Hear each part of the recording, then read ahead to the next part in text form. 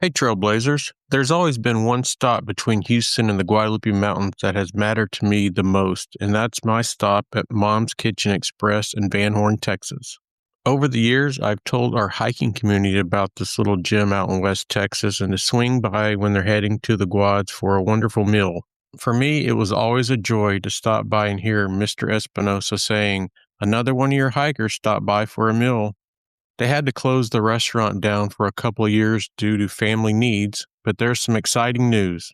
Mom's Kitchen Express is open once again. Same wonderful recipes, and it still feels like home. And it still carries the legacy of the man who loved this land as much as we do. So if you're heading out to the Guadalupe Mountains or just passing through Van Horn, make sure you stop by for a meal and to tell them hi from the Trailblazing Texas podcast community. Mr. Espinosa, you were missed. Now on with the episode. Welcome to the Trailblazing Texas podcast, where we embark on a journey through our diverse Texas landscapes and breathtaking trails while always engaging with our amazing Texas hiking community. So settle in, tighten up those bootlaces, and get ready for the thrilling tales awaiting for you on this episode.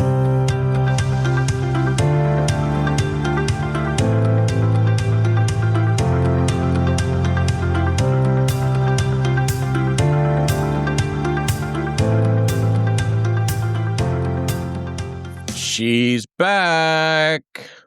And to the listeners, what I mean by that, my favorite Ranger in Ranger universe, Leah, she is back, coming to us all the way from my heaven on earth, the Guadalupe Mountains.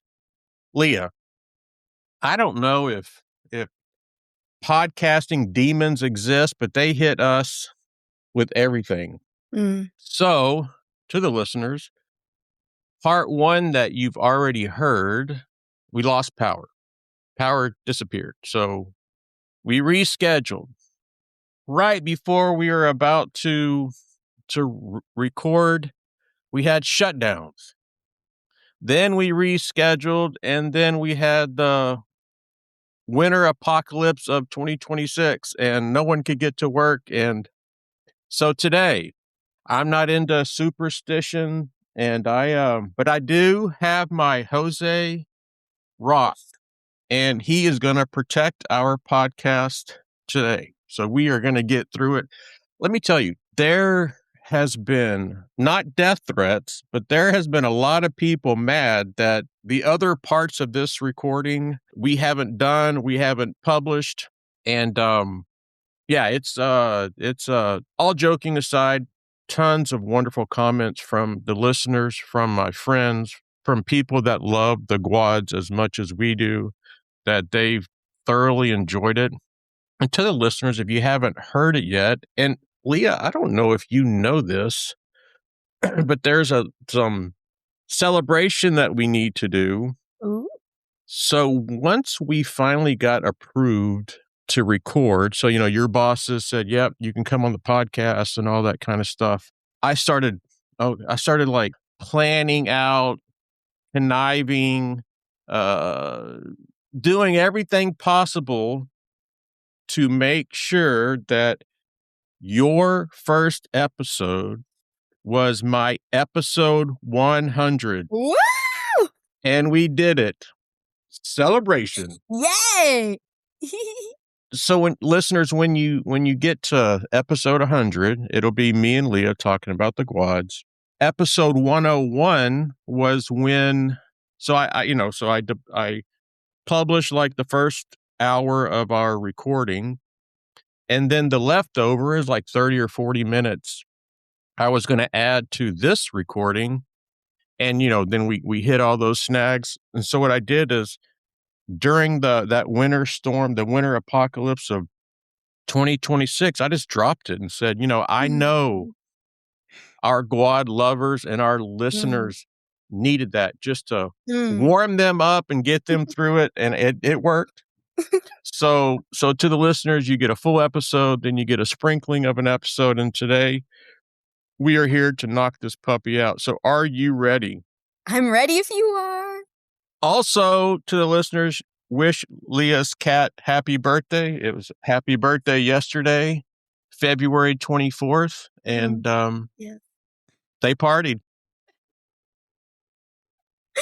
so sweet. Thank you for having me. Absolutely. You're always welcome. So we're gonna start this podcast where we left off with the last question. So, what is your favorite time of year to hike in the park and why? Yeah, so I think one of the many reasons Guadalupe is amazing is that you can find a good day to hike in any season. And I don't think a lot of parks can say that.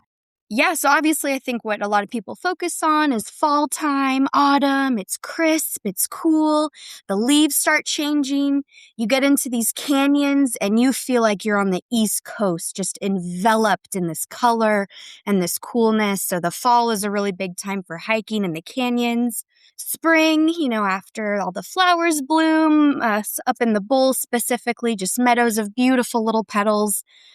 So spring's a great time, but spring also has our most famous weather event that we're all familiar with, the winds.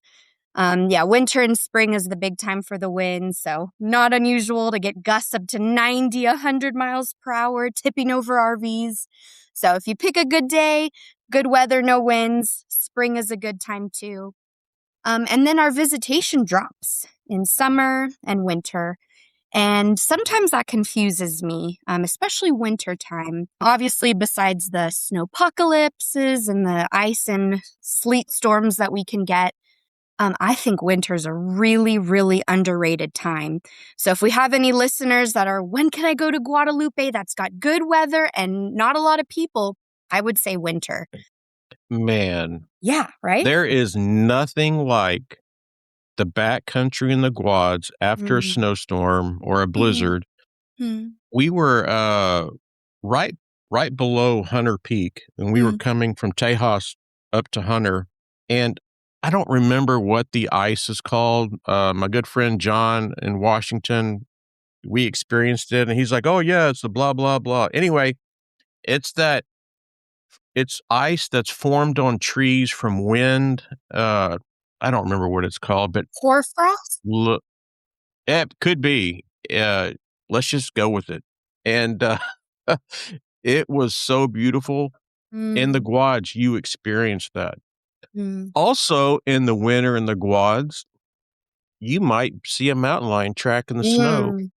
Good point. Right. And yeah, so it's spectacular. Winter is my favorite time. Yeah. You get me 23 degrees, 19 degrees, let's go. Oh my gosh, you're braver than I. And then probably Sammy's not going to bother you. Yeah. To the listeners, it's Sammy the skunk. Yep. Yeah, winter's great. Summer, I get it. It's 100 degrees. But yeah, if you start early and get up in the high country, summer's great too. And then if we get those rains, that's nice too. But yeah, to answer your question, I think in any season, there's a good time to hike. But don't forget about the winter and the summers at Guadalupe. Yeah. Absolutely. And so this question, I don't know how you're able to answer this with what you can and can't say, but like for me, and I'm going to kick myself for saying this, but there's so much more to the Guads than Guadalupe Peak. I love it that only people talk about Guadalupe Peak, and maybe it's exactly what you said in part one. You have to earn it. You're not driving through the park. You're at a right when you turn in the park, you're at a trailhead, and you have to go figure it out to earn that Mm. love, that adventure. And I'm going to hate to say this, but are there any kind of hidden canyons, caves, formations, lesser known things that are really special to you that you think the listeners should check out? Yeah. Touching on the cave thing first, because obviously we have a very famous next door neighbor, Carlsbad Caverns National Park. That is the only other national park that is in the Guadalupe Mountains. And visitors and kids get a kick out of that. I'm like, what'd you guys do today? Oh, we went to Carlsbad Caverns. Did you know you were inside the Guadalupe Mountains? So a really cool connection with the two parks. And the Guadalupe Mountain Range is world famous for caves. There are hundreds of caves out here. Geologically, there's less in our park than down at the caverns, just how, the sulfuric acid was, forming the caves. So the caves that we have in our park are not super well documented. They're hard to find. They can be dangerous. And of course, there are entire other ecosystems in the caves. We've had, scientists in the park, and they've done some studies. A lot of the caves in our park are bat roosts, so really important sleeping places for those pollinators. A lot of the caves are active mountain lion dens, and sometimes the caves contain pits of snakes.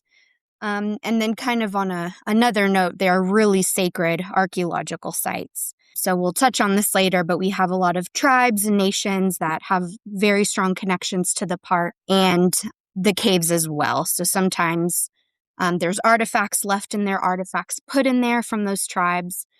So kind of with all of that history and that, lovely baggage, I do think there's a level of respect for the caves out here.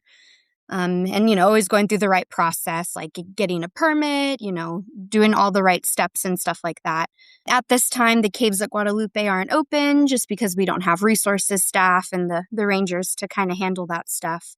But yeah, if you do ever stumble upon a cave at Guadalupe, pay your respects at the entrance, be nice, leave no trace, all that stuff. But, don't enter them if you can. Really cool to think that these mountains have these, hidden pockets of whole other ecosystems. That's a whole topic of the cave environments and stuff like that.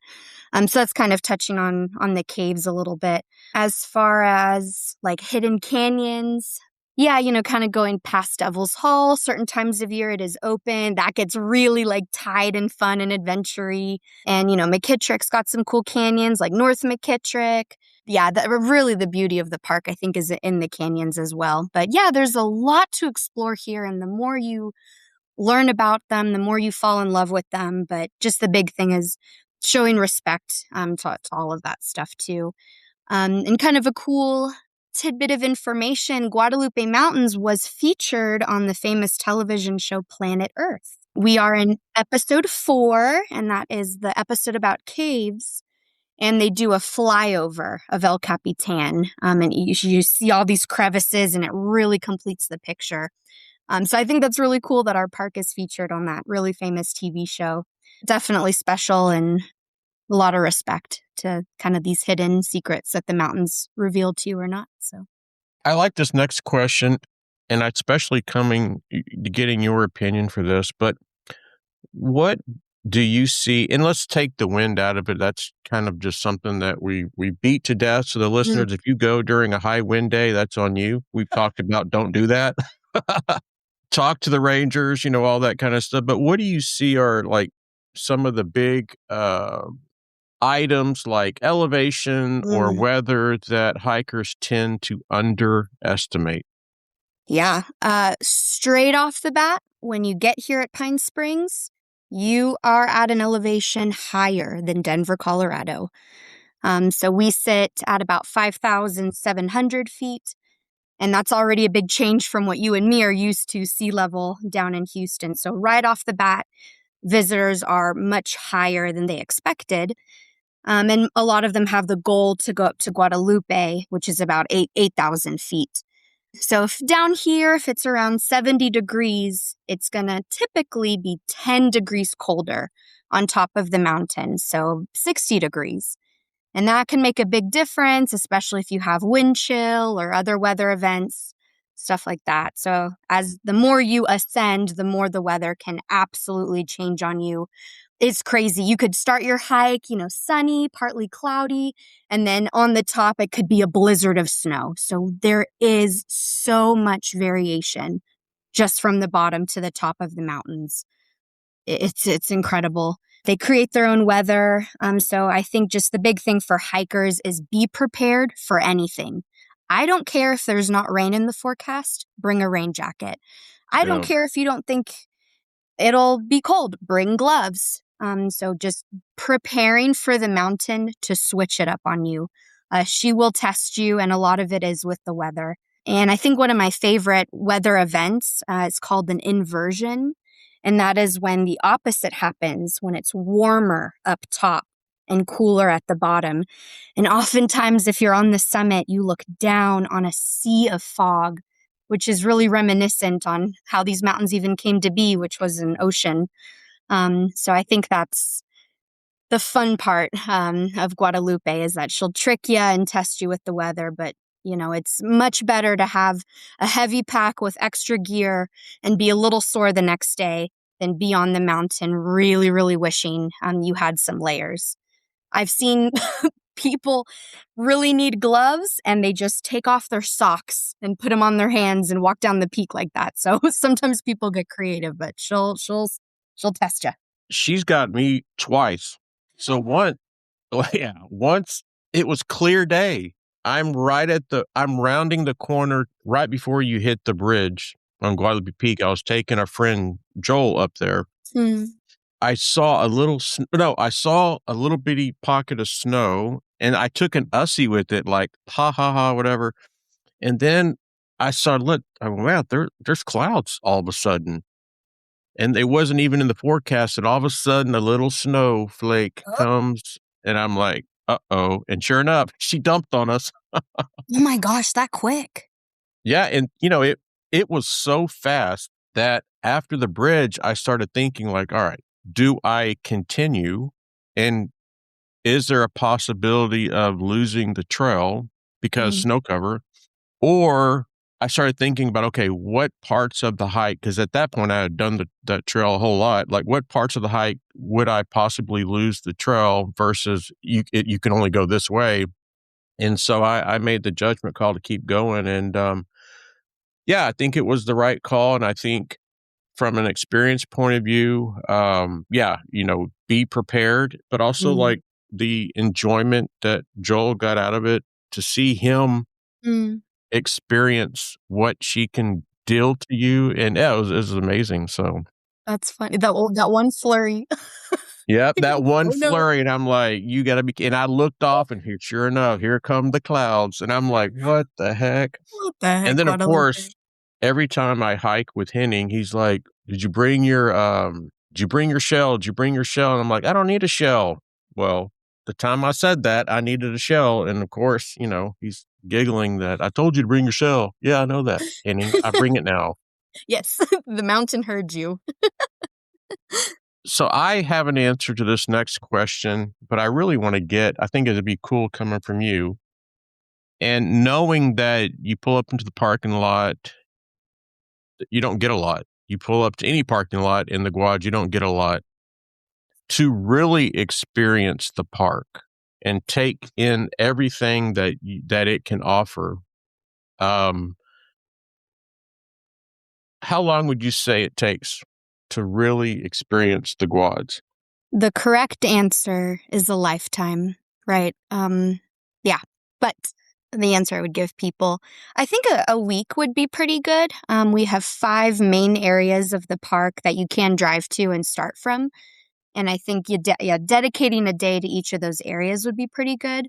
The first area obviously being Pine Springs, going to the visitor center, checking out the ruins behind the building, whatever various trails that start from Pine Springs, which are usually the big boys, but we have Devil's Hall as well. So an area dedicated for Pine Springs, maybe going to a ranger talk, something like that. I would say the next day, day 2, would be Frijole Ranch. You get kind of that history. You see the water and the springs. Cute little hike there. I love that area, and I really love Frijole on like rainy, moody days. I don't know, the colors just pop more. So definitely a day at Frijole. Definitely a day at McKittrick Canyon. I love McKittrick. 3 trails from there. One's easy, one's moderate, one's strenuous. So anybody from any hiking level can find a trail to do at McKittrick. Love that. And McKittrick also has interactive exhibits. There's a little movie you can watch. So something for everyone there. The 4th day, I would say the Salt Basin Dunes on the west side of we are home to the 2nd largest gypsum sand dune field in the country, second to our neighbor and friend, White Sands National Park. So definitely a day out in the dunes, and you can get a little bit of off-roady there. It's a little bit of washboard road. And then finally, the 5th day would be on our north side at Dog Canyon. And again, trails, strenuous and easy for everyone there. So I think about a week, I would say, to just see all parts of the park. Every part is different. But yeah, just living out here almost 10 years, I feel like I still haven't seen everything and I don't have enough time to finish. So the correct answer is a lifetime at Guadalupe. It's funny. Like, my answer was just going to be me babbling on and say, well, I've been there 20 something times. I'm still blah, blah. But yeah, it's a lifetime. A lifetime. Yeah. It's a lifetime. And you still Yeah. won't see everything. Mm-mm. And when I say everything, it's exactly what you've explained before. Smith Springs during the summer is different than Smith Springs in the True. winter, is different than Smith Springs in the monsoon season. It's like, so yeah, I mean, it's a lifetime. Yeah. And yeah, and so all the people that say you're going to the Guads another time, I'm going to say it's a lifetime. Aw, a never-ending journey. That's right. Yeah. So to the listeners, I think Leah nailed it. If you broke it up into 5 or 6 days, so there's, the different sections in the park, you definitely will get a good kind of representation of what the Guads mean and what they are. Yeah. So I think you nailed that one. This is a question that I wouldn't even know the answer to, but what role do the volunteers or your partner organizations play in just the maintenance of the park, the trail, all that kind of stuff that goes into keeping the Guads, what they are. And, and I'm asking this question because I know the Guads are probably not like Yosemite with rangers like, oh yeah, I want to go there. It's kind of either a stepping stone for people or, it's just hard to get people. So like, how important are the volunteer and the partners for you guys? Yeah, I love that question. They are the blood that pumps through the Park Service veins. The National Park Service would cease to exist without our volunteers, and we call them VIPs, volunteers in the parks. Yeah, they're powered just by their dedication and their adoration for the land. They want to give back. And it's really cool just to see people dedicate that stage of their life to others. It's really special and something a lot of us rangers talk about. Oh, when we retire, we're going to volunteer, just that love for the land and everybody. Yeah, so for anybody interested in being a volunteer, super easy. It's on volunteer.gov, and you can apply to any park in the system. So the roles that we have here at Guadalupe Mountains, just like rangers, volunteers can do a bunch of different jobs. It's not all just lumped together. I think the volunteer you're more likely to see if you're camping here is going to be our campground hosts. They have their own little spot in the campground. They go around every morning, say good morning, help change the tags. So they just help keep our campgrounds clean and manage just between reservations. So the campground hosts, they just set up shop here and just help take care of the campground. We have visitor services volunteers. So they kind of do what I do, educate the public. So they'll go ahead and open the Frijole Ranch Museum. They'll open the Pratt Cabin. You hike 2.5 miles and you get to go into a house.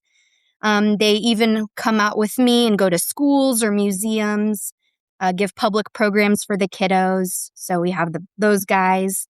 And then this is truly the lifeblood of Guadalupe, our backcountry volunteers.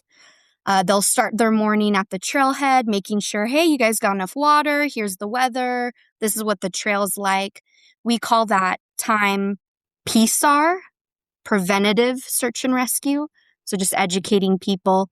And then after they do that in the morning, they kick out on the trails and go out and either perform emergency management services or pass out water, just make sure everyone gets down okay. So that's the most volunteered that you'll see here, the backcountry volunteers and the campground hosts. And I will say there is this really special type of volunteer that not all parks have called an artist in residence. And it can be from any medium, these artists, whether it's photography or sculpting or something intangible. They will actually come and live in the park for a duration and they create art. They'll put on programs, they'll invite people, we provide the public with supplies, and at the end of their tenure, they dedicate a piece of art to the park. So it's this Oh, really wow. cool partnership where we get to kind of highlight this artist, and then they get the inspiration that these mountains just seep out. So that's a really cool type of volunteer, artists in residence. And typically our volunteers are going to be more in the retirement age, 60s, 70s. And they have taught me that age is just a number. And we can't talk about volunteers at Guadalupe without talking about the one, the only Pam Bales, friend of the podcast, dear friend of me and Jason. So a little bit about Pam. She is a world famous rescuer from New Hampshire, the White Mountains, which is the windiest place in the world. So when we get our guests here, she just puts on goggles and goes. I'm like, Pam. But yeah, she's had many prominent articles written about her, interviews done, and they even made a movie about Miss Pam. And it was about this unbelievable solo rescue she did on Mount Washington. And that movie is called Infinite Storm. So if you ever want to see an awesome Guadalupe alumni, go check out Infinite Storm. But yeah, Pam no longer works here. But when she did work here, she broke a record. And she is the person that has hiked Guadalupe Peak more than anybody else in history, with a whopping 313 times. I got to join her on her 300th summit, which was so special. Pam and other volunteers just like her just pump the blood through the Park Service veins. They're powered by their love of the land. And they inspire me so much. Just that joy in their heart and that light in their eyes really, really inspires me. And even though Pam is 76, she leaves me in the dust. So we really couldn't do the successful rescues that we've had without volunteers like Pam. And so the volunteers are really important to us. And if anyone's interested in volunteering, just go on volunteer.gov. And if you volunteer for us 32 hours a week, you do get free housing. So there is a really good incentive with that. And if you volunteer a certain amount of hours, you get a free park pass. So wow. So it's a really, really cool program. And we love our VIPs so much. So shout out to all the volunteers out there, whether you're for a state or national park. We love you guys so much.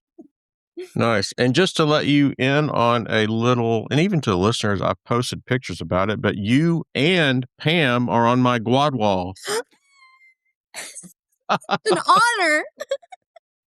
So I'll text Pam about once a month and just say, hey, how's it going? How are you doing? Where are you at? And she'll send me pictures. She'll be out in the middle of nowhere in Colorado, and she'll send me pictures of air mattress or just like the ground, just a ground pad, her mummy sleeping bag, and a backpack. She goes, oh, I'm doing great. She's a tough lady. Man. Yeah. And I talk about Pam a lot on the podcast and about that movie. Check it out. If you're new to the podcast, Infinite Storm, read about the kind of like the article. You can search for it. Footprints in the Snow, I think it's called, the actual article. It's amazing. I posted the actual note that the gentleman who was rescued wrote, who kicked all the stuff off. And man, reading that was pretty emotional. So absolutely. Yeah. It's a big mental health story. Yeah. All right. You're on the spot. What is your most awe-inspiring view in the park? They're all my children, Jason. I can't pick. You have to pick just one. I guess the one that took my breath away was the view from McKittrick Ridge, kind of like the Notch area and up. So for the list, insane. Yep. It's insane. Yeah, so for the listeners, it's in the McKittrick Canyon Trail. It's all flat. You hit Pratt Cabin, you hit the grotto, and then it is the steepest trail in the state of Texas, feels like. I've seen colors I've never seen before. It reminds me of Black Canyon of the Gunnison in Colorado, just these 1,000-foot sheer cliff fins, Sunrise is amazing. Sunset is amazing. So that one I felt transported to another park. And I love that about Guadalupe. You see parts of her and you're like, that reminds me of this place. That reminds me of this place. But I think really McKittrick Canyon, because the hike is so hard and she gifts you at the end. So I don't like picking favorites, but I would have to say McKittrick Ridge, the Notch and Up, insane hike, and absolutely worth every grueling footstep to get up there. Yeah. What's yours? Mine is the Jason Overlook off Permian Reef Trail. Of course, that is unofficially not marked yet, but it's going to be. I don't know if it's going to take my death to donate enough money to the park to get that little spot. But yeah, it's you head to the wilderness campsite. You're on the trail. You see the sign for the campsite. If you look down to the left, there's a tree that's almost laying across the trail, and it's that way. And the rock has a natural chair. Oh yeah. And yeah, it's spectacular. I can sit there all day, and yeah, that's mine. Oh, I love that. Yeah, just and I found it by accident, like like just kind of exploring. But yeah, that's and also I don't know that you can be, well, what you said is absolutely the cliffs at McKittrick. Once you go through the notch, to me it was like you're in Vietnam and you have these 1,000-foot cliffs with that black kind of, I don't know what you would call moss or something on it. But yeah, that one. But also, can you beat at sunrise or sunset, rounding kind of that corner where you're at level from Shumart Campsite and you see William Creek Ranch House? Yeah, that's cool too.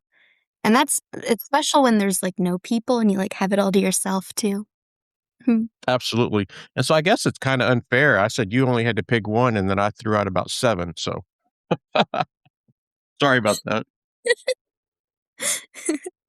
All right. So now let's just kind of get into the living landscape of the Guads. And so if you look at it, I guess the only way I can describe it is a biological crossroads. And can you explain what makes this park so unique, ecological?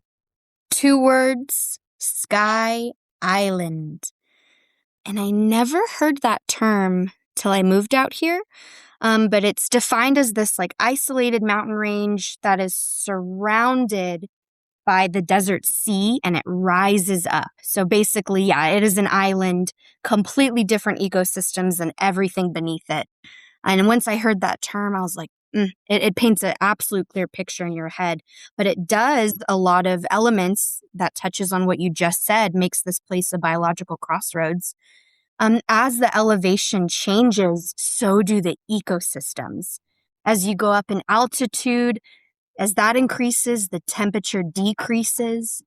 The precipitation can double up there. It can be a lot more on the rain gauge in the bowl than down here. And all of that stuff, all of these ingredients really leads to this extraordinary biodiversity that we have. And we can really simplify it into 3 worlds that you can find at Guadalupe, the 3 life zones. So the first one is the Chihuahuan Desert. That's what we get down here by the visitor center. The Chihuahuan Desert is the largest desert in North America. It's mostly a desert in Mexico, but it's got some fingers that reach up in Texas, New Mexico, bits of Arizona. Not only is it the largest desert in the continent, it's the most diverse in the world. And the amount of richness and the number of species is fascinating. We have 58 mammal species, 52 reptiles, amphibians, and over 250 bird species. So just down here that people assume is barren and desolate is diverse. Like there's 1,000 species of grass alone. So touching back, it takes a lifetime not only to see everything, but learn everything too. So that's the first world, is the Chihuahuan Desert. The second world would be what you find in these canyons is the riparian areas. So, like secret springs and seeps and underground rivers, we have those. So I really love the canyons, the beauty, these little pockets hidden. And then finally, the third world is what's on top, kind of define that island, is the woodland pine forest. We got ponderosa pine trees, Douglas firs. We even have a little grove of aspens not a lot of people know about.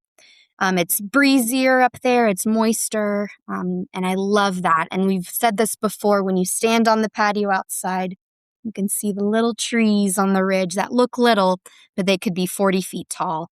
So I love that. But yes, it all comes down to the changes in elevation, temperature, moisture, winds, soils, sun exposures. And it's really interesting. And the animals that can't survive in the desert go up to the Sky Island and vice versa. And it's really cool in the winter, the elk that usually sit up there, they come down too. So it's this really cool kind of transition zone. But again, the three worlds at Guadalupe because of that Sky Island. And nothing is cooler than a Sky Island. I totally forgot to mention when you were talking about McKittrick, like the McKittrick Trailhead and then the Ranger Station, that cement where the trailhead is, it's really comfortable cement to sleep on. So just want to throw that out there. Oh, a nap, Yep.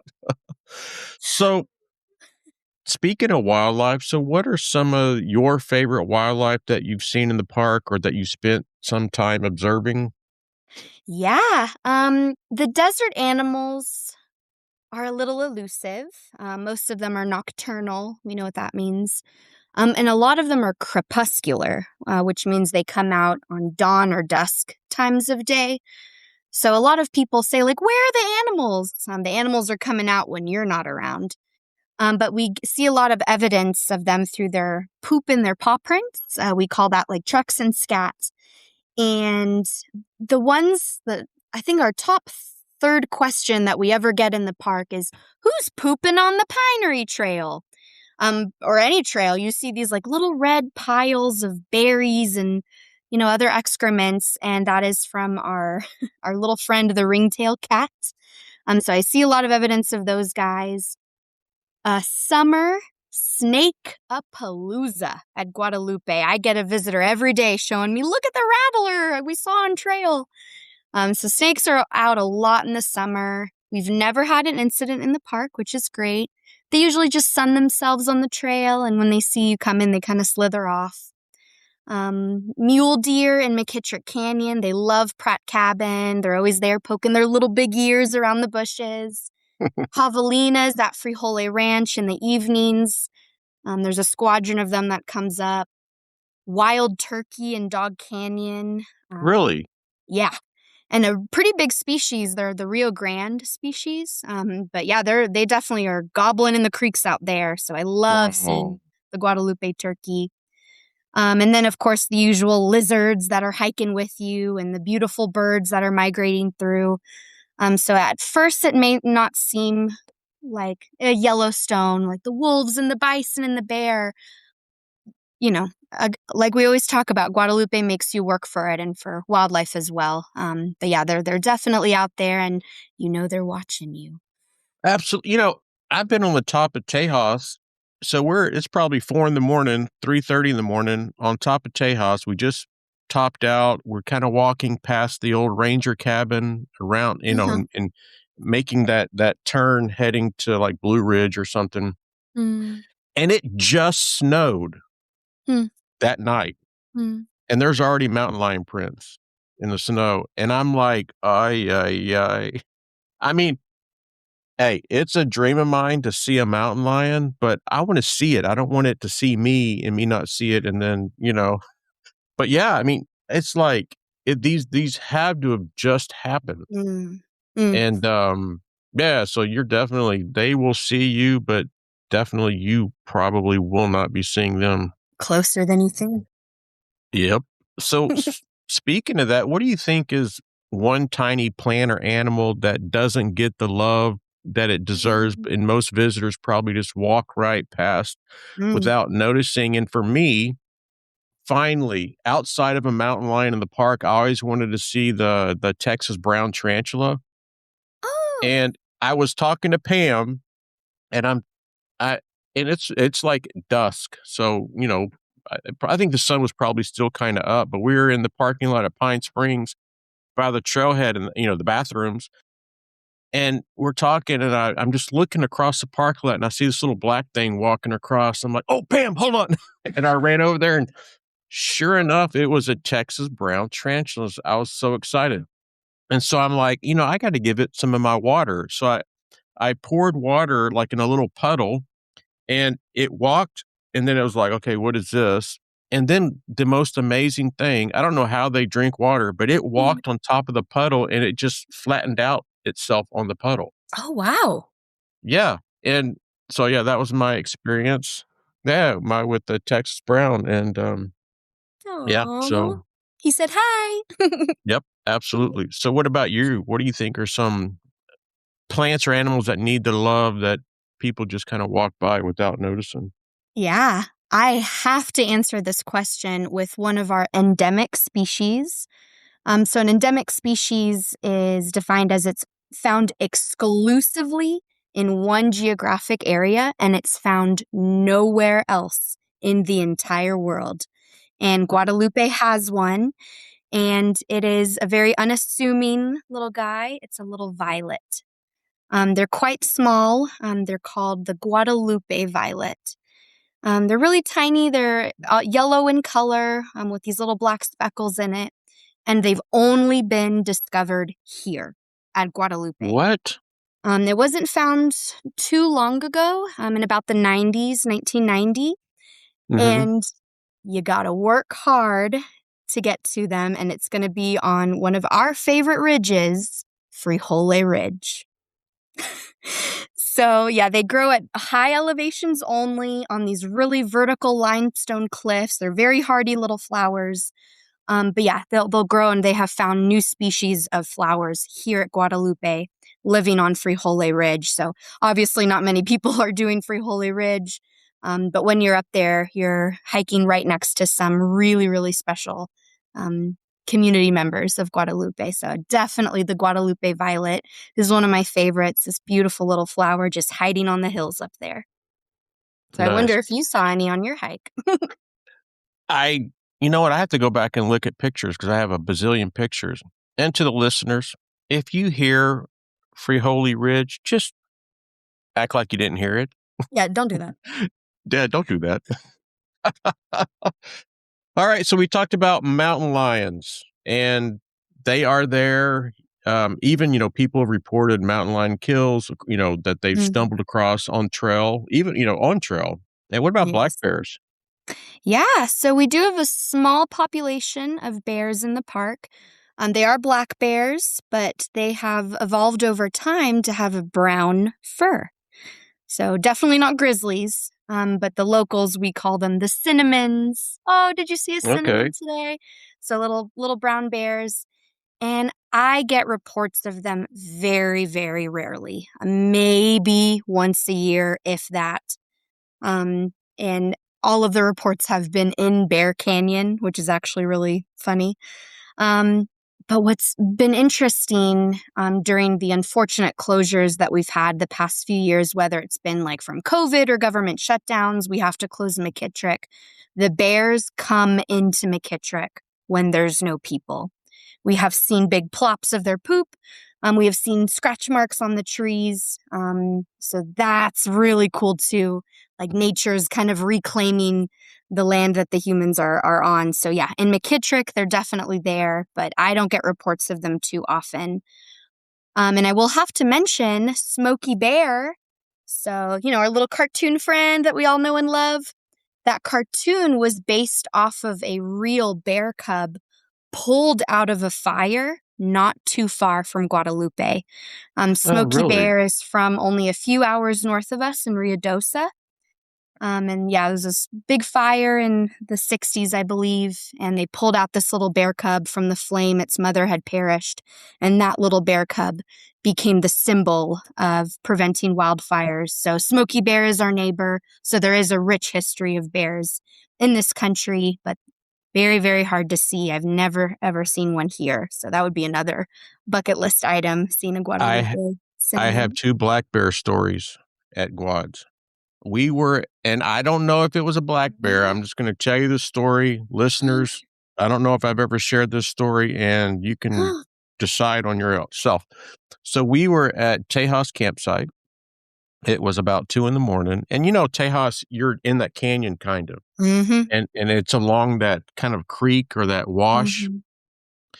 and so I woke up, and I don't know if it woke me up or if I was just up and just happened to hear it, but I heard a, "Oh," and then, like, 30 seconds later, "Oh," and and you know how you can hear it clearly, but it's a way off in the distance. So it was a ways from us, and probably for about 10 minutes, I just kept hearing that, "Oh," and I don't so I say it's a black bear, I don't know. Um, Yeah. Wow. Huh. and then Henning and I we were coming out of Smith Springs or McKittrick. And to the listeners, Henning is ex-military, like tough, badass, don't talk a whole lot. Leah knows him. I was at the car and he was at the kind of where all the signs and stuff are. And there was a black bear on the sign. So I yelled at him, Henning, there's a bear. Well, he like crouched down, like not like he's ready to fight or something, or like what's happening? Cause I screamed it. And he's like, where? And I'm like, right in front of you. And he's like, where? And then he stops and he stands up and he goes, are you talking about the sign? I'm like, yeah. It was a black it was a black bear on the sign. So And he was ready to fight it to the death. Oh my gosh. yeah, and then he almost fought me because, you know. And also to the listeners, if you ever camp with me, like I'm in a tent and you're in a tent and we're in the same tent area and I hear you snore, I will make a video about there's a bear outside of the tent and I'm scared. And then I'm going like, oh, no. It's just Henning snoring, or it's just Greg snoring, or Joel snoring. So those are my black bear stories in the park. That's awesome. You're so funny. And what's funny is like you post these videos and people really think you're about to die, and then you're like, "Oh no, it's just so and so snoring." So yeah, I get a lot of comments back that I thought you were dying. Oh my god. This is a dumb question, but I'm going to ask it because there may be somebody that's listening to the podcast that's never been, seen, or heard of the Guads. But do you think is the most photogenic season at the park? It's gotta be leaf-changing season, like the fall. It has to be. Yeah, season, yeah. I would say fall because every day can be so dramatically different from the day before in terms of where the leaves are progressing or how much they've fallen or not. Yeah, absolutely fall. And just the daylight too, just the time of day, the way the sunlight streams through the trees, these mountains change colors for sure. Even just the rocks. But yeah, definitely fall. I couldn't believe it. I thought the only place in Texas that had fall colors was Lost Maples. And then I come out to Guadalupe. This place has everything, Jason. But yeah, It definitely does. fall. Yeah, just every day can be different. Yeah, definitely. Alright, a visitor is just hoping to see some wildlife. What advice would you give them coming to the park? So let me give my advice first, and then let's see if we agree or if you have something different. I would say get to a place, dusk or dawn, and just sit. Don't make a noise. Yeah. Don't like there's been times where we've seen those was it Aldag or Yeah, whatever? Dads. Yep. Yeah, like heading on the backside of Shumard. The deer at Dog Canyon, the trailhead has so many of those mule deer. We Yeah. probably counted about 70 just walking around eating, and and, because no one goes out there. So I would just say, I'm not going to promise you're going to see anything or you're going to see a specific something, but you're going to see wildlife. I am going to promise you're going to see wildlife. I'm not going to promise you're going to see something specific, but just get to a place on a ridge, not at a trailhead or not at a parking lot, but just get somewhere that's comfortable on a ridge that you have the view and just sit. You're going to see something. Mm-hmm. Absolutely, yeah. Yeah, same thing. Again, these animals are crepuscular, dawn or dusk. Just sit, be patient. And it also depends what you're looking for, too. So we have a lot of herpetologists, visitors that come to the park. They study reptiles. So those guys, when they ask about wildlife viewing, definitely nighttime. And the roads actually are the best place because the snakes know that the roads are all warmed up from that day, so they slither on them and sleep at night. So if you're herping, definitely nighttime on the roads. Mammals and birds by springs. But yeah, the big thing is we don't want to lure the animals to us, right? We're not going to do little prey calls. We're not going to leave a trail of food, right? Just observing them in their natural habitat. But just like you said, be patient, be still, be quiet, bring some binoculars, cross your fingers. But yes, I think if you try, you will see one, but they're there for sure.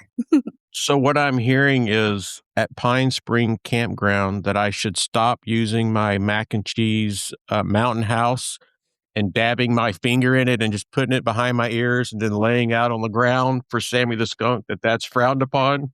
Yeah, don't do that. Okay. You don't want All to. right. I gotta stop doing that. Yeah. So I think, getting somewhere where there's not people and just chilling is the way to do it. Absolutely. Yeah. Well, we can't have a podcast without talking about some of the history and the cultural significance because there's a ton at the park. It is, I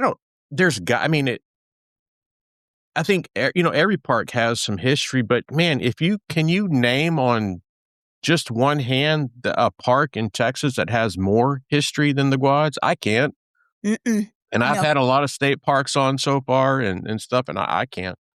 So who were the original inhabitants of the Guadalupe Mountain region, and how is their presence still felt today? Yeah, I love this question so much. Again, yeah, you can't talk about these mountains without the first people.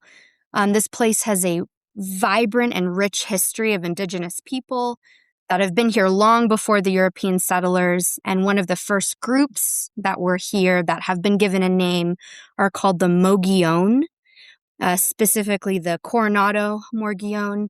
And they have been documented in this area over 10,000 years ago. Jeez. Which is so crazy. But they were this hunter-gatherer groups with very strong spiritual connections to the mountains. And they believed, and still do, that these mountains are sacred and they hold great significance in their culture and traditions. After the Mogollon, we have two prominent nations, number one being the Apache. I'll touch on them later. And then the Comanche as well. And there's actually I've read 20 tribal nations that have ties to this land too. So even if they didn't ancestrally come from here, there's definitely stories and significance to this place. And you can feel it when you hike. You can feel the winds whisper, the spirits. And sometimes when I look at the ridge, when you see those pine trees up there, I imagine it's the Apache looking down on us. This is one of their last strongholds, and there is absolutely no denying the sacred spell that the Guadalupes have given people for thousands of years, and hopefully will for the next 1,000. But yes, the Mogollon, the Apache, and the Comanche, plus many, many others in the mountains. So can you speak a little bit about the Mescalero Apaches in the area? Yes. So the Mescalero Apache, they were nomadic and they were hunters and warriors, and they have been here since time immemorial. And what is so special is that Guadalupe is one of their 4 sacred peaks. Their first main peak is Sierra Blanca, which is in Ruidoso. The other 2 are the Three Sisters Mountain, Oscura Mountain, and of course, Guadalupe Peak. And those 4 represent the direction of everyday life for the Apache people. So really, really special. But a little bit about the people. So the Apache warriors, they would hunt bison that used to be here out on the grassy plains. They would hunt antelope out on the prairies, deer in the mountains. And the women were really skillful providers. They were able to find water when no one else could. They gathered plants and nuts and seeds. They picked fruits and berries. They dug roots, and they harvested plants. They didn't live on the land. They lived with the land. They knew how to use every part of an animal and every part of a plant to survive. They're extraordinary people, and the descendants are absolutely still around today. And the traditional Apache religion was based on the belief of the supernatural and the power of nature, which I think is something that anybody can relate to as well. And nature explained a lot of things for the Apache people. So really, really powerful, and they're still around today. And a quick background on why they're called the Mescalero Apache is when the Apache women were preparing their very staple food, they took the heart of a mescal plant and roasted it. And that's why the early Spanish explorers called them the Mescalero Apache, is the people who eat mescal. And I have a really cool story about the Apache. So the nation actually came out here in 2016 or 2017, and they worked with the park. And we actually shut off the Pine Springs Visitor Center parking lot, and they performed ceremonies for their nation. Really cool. And they had leaders and ancestors come, and they set up the typical teepees as they've been taught throughout the years. And I think it lasted 2 or 3 days, but what a complete full circle. They were able to come back and sleep in the shadows of one of their sacred mountains and perform these ceremonies that have been done for thousands of years.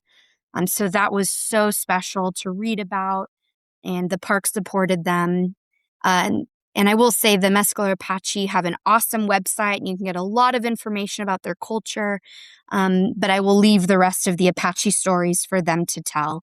A lot of respect for them, and this is their land for sure. But it's really cool that they were able to come that one year and do these really sacred ceremonies. So that's really special for us and them. Wow, absolutely.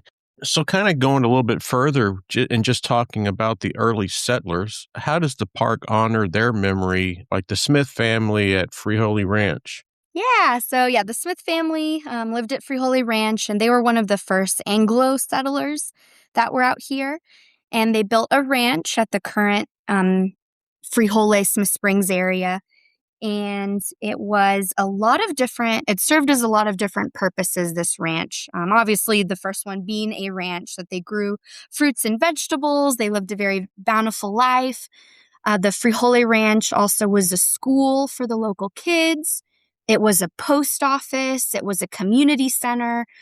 So people and the families came from all over to Freeholey to kind of celebrate just traditionally living out here. And what's really cool is after the Smith family, many, many years later, another family moved into the ranch house, the Kincaid family, Guadalupe legends.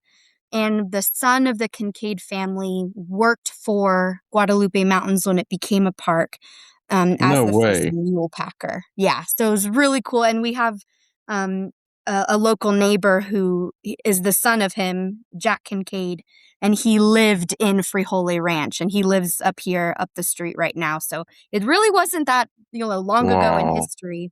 And then after it was a ranch house for the Kincaid, it served as a ranger station, so just a ranger office. And a very famous ranger worked at Guadalupe. His name was John Jarvis, and he ended up becoming director of the National Park Service, and he helped the wheelchair climbers go up. So that was his office for a while. And now it is converted into a beautiful museum, and it focuses solely on the human history.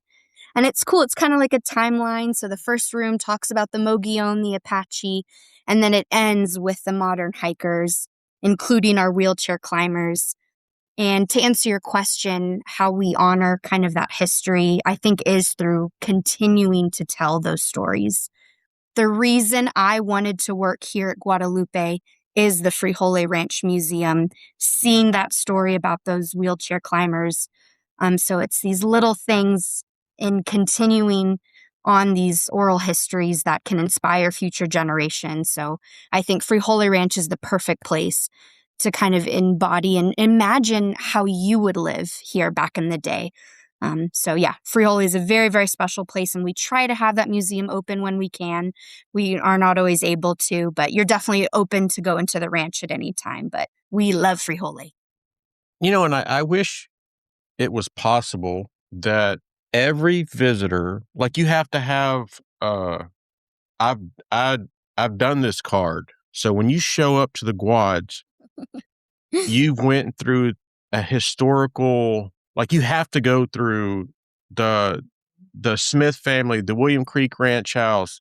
You have to go through all this. And I guarantee you, if people were forced to do that before they could touch a trail, you wouldn't have microplastics. You wouldn't have orange pills. You wouldn't have Sammy the skunk being fed 10 meals a day. Like, to understand how amazing this is, it's in our state and the history and everything. Like, once you learn all that, like, you just, like, if you're a litterer before, you're not going to be a litterer there. If you're a orange pill tosser outer before, you won't. And I wish that was like a must. Before you step on the trail, you have to go through and visit these places and learn about the history. But completely talking about some more history, talk about the Butterfield Stagecoach, like the Pinery, like that, like what all was that about? And that wraps up another exciting episode of the Trailblazing Texas podcast. We hope you enjoyed the episode today, and stay tuned for our next episode where we will pick back up where we left off and guarantee to uncover many more hiking gems and share many more tips to enhance your experience on the trail. Until then, happy trails and happy hiking.